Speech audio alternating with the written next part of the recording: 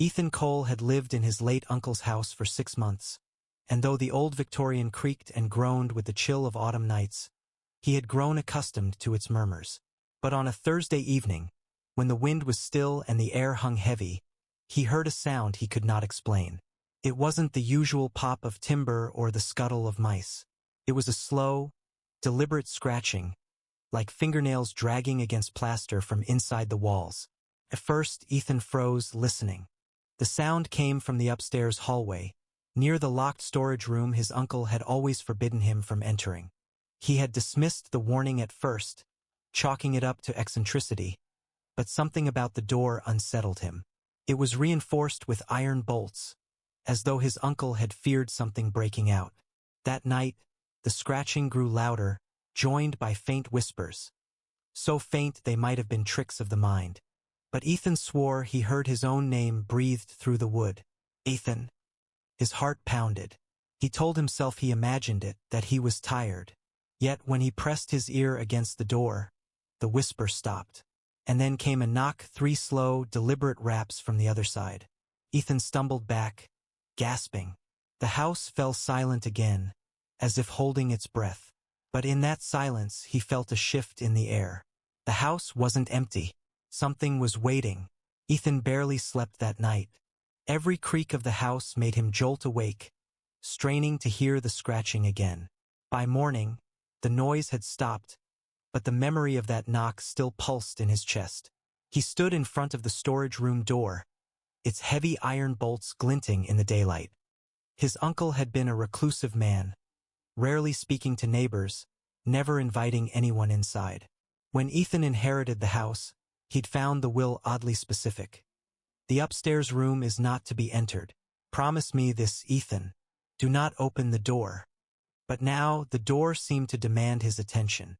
Ethan fetched a crowbar from the shed, telling himself it was nothing more than an old storeroom, perhaps infested with raccoons or bats. Still, his hands trembled as he wedged the bar against the first bolt. The iron groaned as it gave way. He paused, listening. For a moment, it seemed as though the house itself shuddered, a low vibration running through the floorboards. Bolt after bolt came loose until only the lock remained. Ethan hesitated, his breath fogging in the stale air of the hallway. Then he forced the crowbar down. The lock snapped. The door swung open a crack. A gust of air rushed out, thick, damp, and cold, like something had been sealed away for decades. It smelled of mildew, rust, and something darker, almost metallic. Ethan pushed the door wider, heart hammering. Inside was darkness so complete it seemed to swallow the light. And from that blackness came the faintest sound, a whisper just as before. Ethan. Ethan flicked on his phone's flashlight, the weak beam cutting into the suffocating dark. Dust swirled in the air like fine ash. The room was larger than he expected, its walls lined with shelves. Shelves stuffed with leather-bound journals, glass jars filled with murky liquid, and things he couldn't name. Shapes floated in the jars. A bird with 2 heads, something like a rat with human fingers, and worse, things he couldn't even categorize. At the center of the room sat an old wooden chest, its surface carved with symbols Ethan didn't recognize. The carvings seemed to writhe when he looked too long, as if the wood itself were alive. But what truly froze him was the figure sitting in the corner. At first, he thought it was a mannequin, slumped against the wall. Its face was covered with a cloth sack, stitched shut at the mouth. Its body was wrapped in yellowed bandages, the limbs twisted at odd angles. Then it moved, a slight twitch of the head, a shiver of the arm. Ethan's breath caught in his throat. His phone's light flickered, dimmed, then steadied again. The figure slowly raised its head, the sack rustling. From beneath the cloth came a muffled groan, long and low, filled with despair. Ethan stumbled back, his phone shaking in his grip.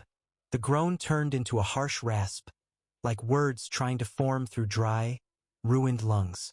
Don't open. The chest in the middle of the room rattled. Just once. Enough to make Ethan scream. The sound of the chest rattling reverberated through the room like a heartbeat, and Ethan could swear the floor shifted beneath him, as if the whole house exhaled. The bandaged figure groaned again, more urgent this time. "Don't let it out." Ethan's rational mind screamed at him to flee, to slam the door and bolt it shut. But his curiosity was stronger, gnawing at him like a sickness. He took a step closer to the chest. His phone's flashlight danced across its surface, illuminating those grotesque, shifting carvings. For a moment, one of the symbols looked like an open eye staring straight at him. He knelt, reaching toward the rusty padlock securing the chest.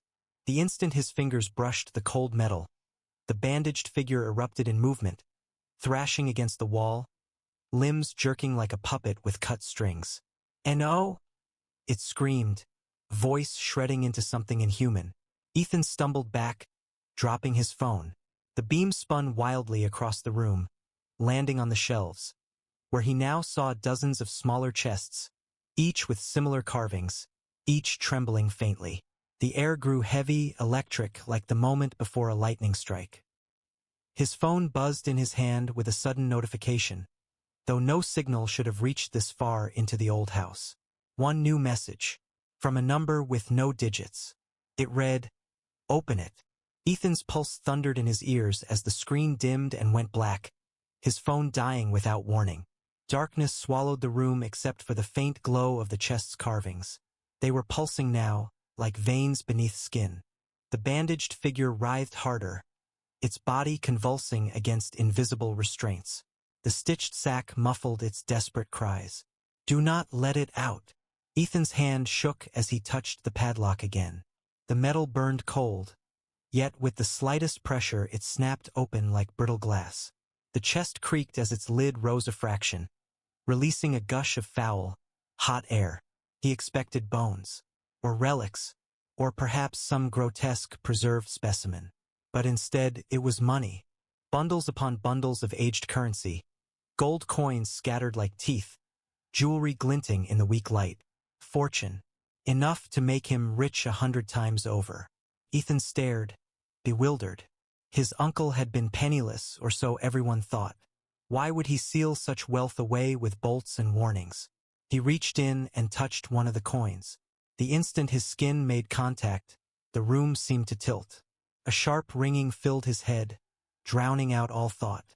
When his vision cleared, he wasn't in the room anymore. He was standing in a vast, endless corridor of black stone, walls covered in the same writhing carvings. Shadows moved in the distance. Dozens, hundreds, maybe thousands. Figures with sacks over their heads, all whispering in unison. "Open it, open it, open it." Ethan blinked, gasped, and in an instant he was back in the storage room, coin still in hand. The bandaged figure had gone still, too still, and from inside the chest, beneath the gold, something shifted. Ethan froze, his fingers tightening around the coin. The chest had stopped rattling, but a low hum emanated from within, like distant chanting. The gold itself seemed to move, subtly shifting, forming patterns that twisted into shapes almost recognizable. Eyes, mouths, and hands reaching outward. Then he heard it.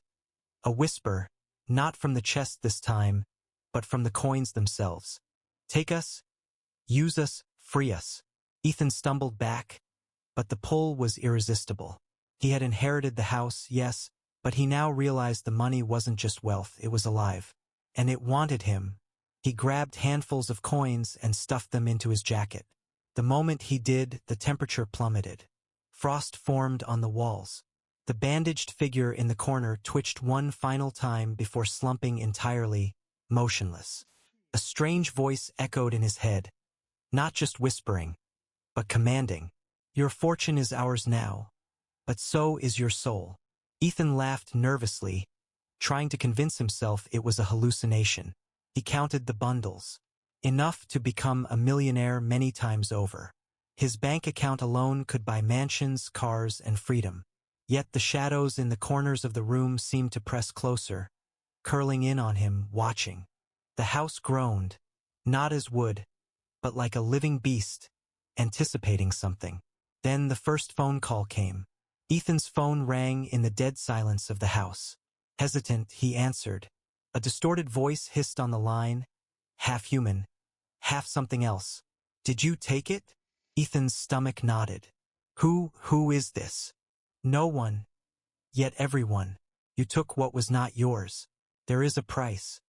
Before he could reply, the call ended. The dial tone lingered in his ear like a scream. Shaking, he turned to the chest. The gold gleamed, unnaturally bright. But for the first time, some coins had faces pressed into them. Tiny, screaming faces, distorted with fear and anger. Ethan tried to step back, but the floor beneath the chest had warped. Wooden boards twisted like sinew, forming shapes that clawed at his ankles. He yanked his feet free, heart racing, but realized something terrifying. The wealth he had just touched was alive, aware, and bound to him now. The consequences arrived in small, insidious ways.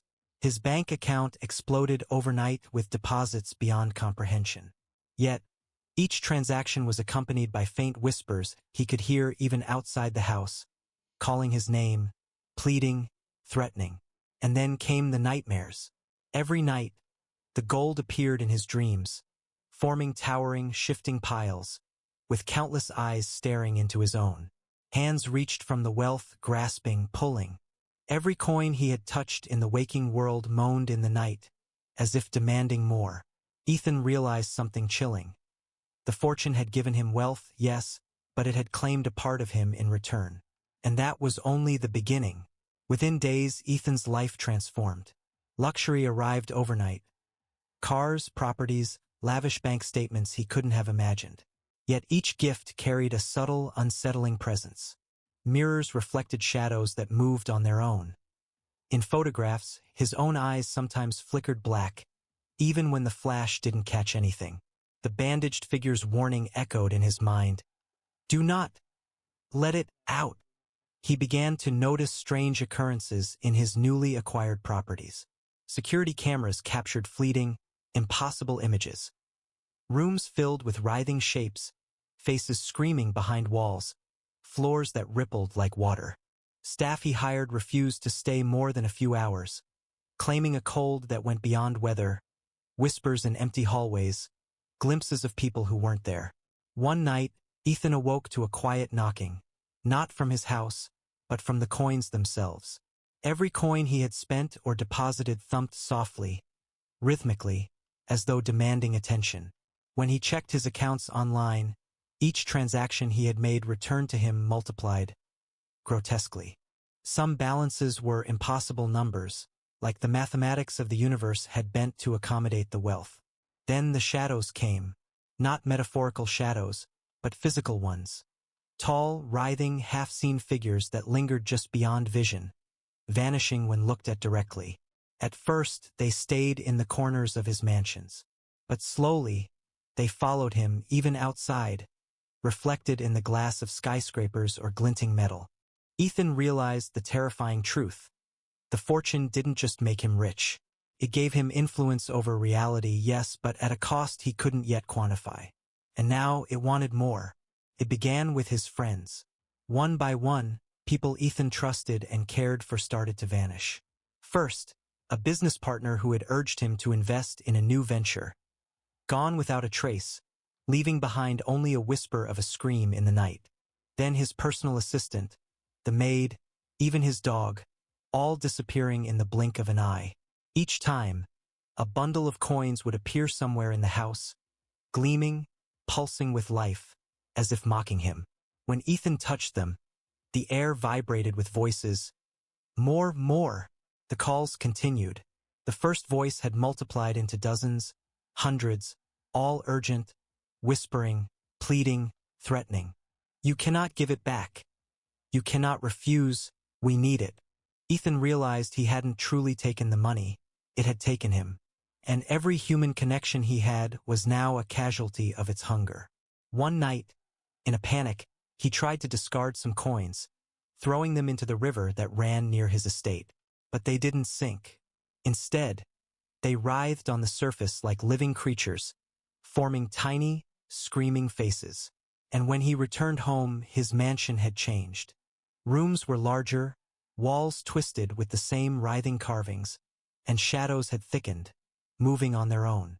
In his panic, Ethan understood the horrifying truth. Every coin, every piece of wealth was a fragment of a terrible entity, and it demanded offerings. Not just his time or sanity or comfort, but lives. And now it was starting to take people closest to him first. Ethan woke to the sound of someone crying in the dead of night. He bolted upright, sweat running down his face. It was coming from his bedroom closet. The door creaked open by itself. Inside, shadows twisted unnaturally, forming shapes that clawed at the walls. And in the center, a small bundle of coins that trembled and moaned like a living creature. From the shadows, a whisper pierced his mind. "You must choose, or we choose for you." Ethan's heart lurched. He understood what that meant. The fortune demanded more than his friends. It demanded his very essence. His reflection in the closet's mirrored door warped. His eyes were black voids, the shadows pressing in closer, reaching toward him like hands. He tried to scream, but no sound emerged. His tongue felt heavy, as if the air itself refused to let him speak. The coins vibrated violently, and the room spun. Through the darkness, the bandaged figure reappeared. Not corporeal this time, but flickering, a ghostly warning.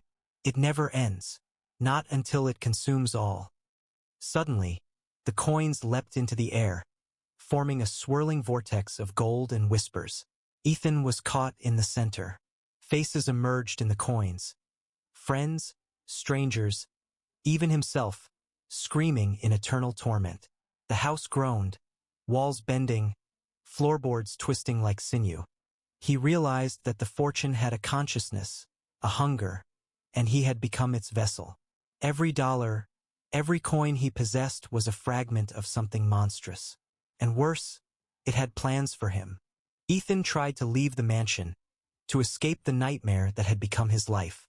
But the moment he stepped outside, he realized the world itself had changed. Shadows were thicker, moving independently, curling around streetlights and cars. Even the air seemed to hum with a low, dreadful resonance. He walked to the nearest town, desperate for help, but people passed him like ghosts, pale, hollow-eyed, their faces twisted in silent screams.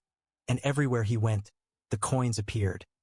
In store windows, in the gutter, even on the roofs above him, vibrating with that same whispering hunger.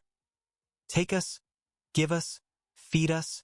News reports flickered on screens everywhere. Bizarre headlines. Entire neighborhood vanishes overnight. Mysterious gold found in river. Authorities baffled. Ethan realized the horror had spread beyond him. Every coin he had touched, every dollar in his accounts was a seed of corruption, of something alive, something malignant, growing stronger with every transaction. By nightfall, he saw them again. Shadows, countless and writhing, forming shapes he could barely comprehend. They crept along streets, through homes, behind every window. And above it all, in the sky, faint glimmers of gold pulsed like stars. Coins raining silently from the heavens, whispering his name, demanding obedience. Ethan understood the full scope of his nightmare.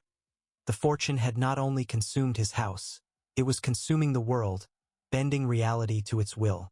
And he had become its unwilling prophet. Ethan returned to the mansion, desperate for answers. He pored over the journals lining the storage room walls, their pages brittle, ink faded. Each entry was written in his uncle's hand, but some passages were scratched out, replaced with symbols that seemed to writhe when stared at too long. One journal detailed the fortune's origin. Centuries ago, a secret cult had discovered a way to trap consciousness in objects. Wealth, they discovered, could become alive, feeding on desire, greed, and fear. They created a single artifact, a chest of gold, imbued with this dark sentience. Every coin was a fragment of its soul. Ethan's uncle had found it years ago. At first, he had tried to use it for wealth, but it had demanded more. His sanity, his family, his life. Finally, he had sealed it away, hoping to contain it forever. And now Ethan had undone that containment. The journal warned, "It grows with greed, consumes all who touch it, bends reality to its hunger. The more you take, the more it takes from the world. Only the unwilling may survive, and even then, at a cost. Ethan realized the horrifying truth. The fortune had never been meant to enrich anyone. It was a predator, a curse, a living entity that fed on humanity itself. And now it had chosen him as its vessel. Ethan resolved to destroy the chest to end the nightmare. He grabbed a hammer and a crowbar, intending to smash every coin, every fragment of the living fortune. The moment he struck the first coin, the room screamed. Not a sound like humans make, but a howl that rattled walls, shattered glass, and made the floors quiver beneath his feet. Shadows lunged at him, writhing in impossible shapes, whispering his name in hundreds of overlapping voices. The chest rattled violently, lids slamming shut and opening again of its own accord. Coins leapt into the air, forming a vortex that surrounded Ethan, pulling at his clothes, his hair, even the skin of his arms. A voice, his uncle's or something that had been his uncle, spoke through the whirlwind. You cannot destroy it. It grows with every attempt. The gold feeds on defiance, on fear, on life itself. Ethan screamed, hammer swinging wildly, shattering the coins he could reach. But for every coin he destroyed, two more seemed to appear in its place, their faces screaming in agony. Suddenly, the air thickened, pressing against his chest. He realized the terrible truth. The fortune couldn't be destroyed, could only be contained temporarily. Every attempt to end it would only make it stronger, hungrier. And as he backed away, the shadows advanced, pressing him toward the chest. It wasn't just a fortune. It was a trap he had willingly walked into. Ethan collapsed to the floor, gasping. The chest loomed over him, impossibly large, glowing with a sickly golden light. Shadows writhed around him, their whispers now a deafening chorus. Take it, serve it, belong to it. In that moment, he understood the final truth. The fortune had never been wealth. It had been a test, a predator feeding on human greed. Every coin he had touched, every bundle he had hoarded, had been a link in a chain, binding him to the entity. His bank accounts, his properties, the luxuries he had acquired, all of it was not wealth but chains. Chains that tightened with every attempt to escape, every attempt to resist. The bandaged figure reappeared, ghostly and distorted, its voice barely a whisper. It chooses. You are chosen. It will never let go, not in life, not in death. Ethan realized the full cost. He could never leave the house, could never spend his fortune freely. Every coin, every dollar he touched, would spread the entity's influence further, consuming everyone and everything he loved. And worst of all, he could never stop wanting more. Greed had become a compulsion, a hunger embedded in his very mind, feeding the entity from within. He was rich beyond imagination, but enslaved beyond hope. The gold gleamed, mocking him, whispering, "Welcome to eternity." Ethan screamed, but no sound came. Ethan sat in the center of the storage room, surrounded by the pulsing, whispering gold. Time had ceased to exist. Days, months, years blurred into one endless moment. He could no longer remember what the world outside looked like, only the incessant murmurs of the coins, the twisting shadows, the faces pressed into the wealth, all screaming and pleading. The bandaged figure appeared beside him, no longer moving, merely a silhouette, an eternal warning. You are the vessel now, it whispered. The world will feed the gold through you, and you will feed the gold through the world. There is no escape. There is no end. Ethan's mind screamed, desperate for freedom, but his hands, greedy, trembling, unwilling, reached again for the coins. He could not stop. Every coin he touched spread the entity further, bending reality, claiming life, and whispering promises of even more unimaginable wealth. The mansion itself had become a living extension of the fortune, walls breathing, floors twisting, shadows coiling like serpents. Outside, the world was slowly folding into it, the whispers growing, the gold spreading, unseen but unstoppable. Ethan's last thought was a cruel, ironic clarity. The fortune had made him a millionaire, and in doing so, it had made him immortal, trapped forever as its living anchor. Every desire he had, every ambition, every bit of greed, had been the chain that bound him. And as he sat there, the coins whispered one final, dreadful refrain. Welcome to eternity, master of the gold, or servant of it. We will see which. The room pulsed once, twice, and then the shadows swallowed him completely. The gold gleamed brighter, alive, hungry, eternal. Ethan Cole was no longer a man. He was a warning. And somewhere, the world continued, blissfully unaware of the predator that had been unleashed.